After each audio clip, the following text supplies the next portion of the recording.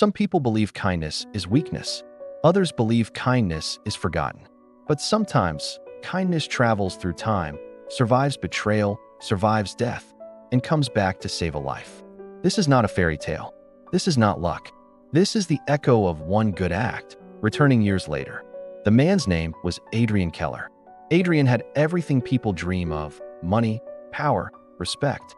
Yet behind the wealth lived a quiet man. A man who believed money meant nothing if it didn't save someone else from suffering. One rainy afternoon, Adrian noticed a child sitting on a broken sidewalk. The boy's clothes were torn. His eyes, however, were sharp. The child was trying to read an old school book, upside down. Adrian stopped his car. "What are you doing here, and what is your name?" Adrian asked gently. "My name is Unique, and I want to go to school," the boy said. "But my mother is sick, and I work instead." Adrian felt something tighten in his chest. That day, he didn't just give money. He changed a destiny.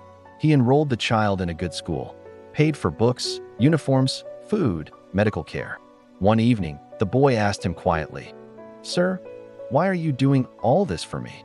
Adrian smiled and answered, "Because kindness still exists." Years passed. The boy studied, grew, learned, and Adrian returned to his life, his empire, and his marriage. Adrian loved his wife deeply. He trusted her blindly. He was wrong. During a long international business trip, betrayal entered his home. His wife was having an affair with his own business partner. When Adrian returned and discovered the truth, his heart shattered. Adrian forgave her because he believed in second chances, because kindness still existed in him. Then fate struck harder. Adrian fell ill, organ failure, a kidney. Without a transplant, Adrian had 1 week to live. When his wife heard the words, 1 week, her tears dried. She sold everything: houses, cars, land. Then she disappeared. She believed Adrian was already dead. But destiny had not finished writing the story. One morning, a young rich guy called Unique walked into the hospital. "I want to donate my kidney," he said calmly. A miracle. Perfect match. The surgery was successful. Adrian lived. Weeks later, Adrian asked the doctors, "I want to see the man who saved my life." When the door opened, Adrian froze. The man standing there was confident. "Rich?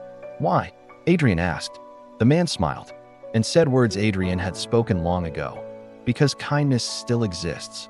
The man continued, "Years ago, you stopped your car. You put a poor child in school. That child, called Unique, was me." Adrian broke down. Unique went on, "I'm now a respected businessman. My net worth is $500 million.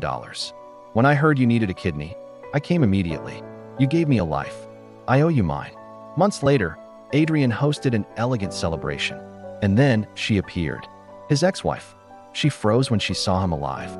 Her world collapsed. Later that night, police arrived at her home. The man she married, Lucas, was arrested. He was a criminal. Everything she owned was seized. She lost it all.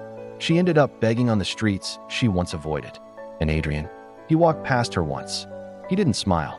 He didn't insult. Because he had learned the most powerful truth of all.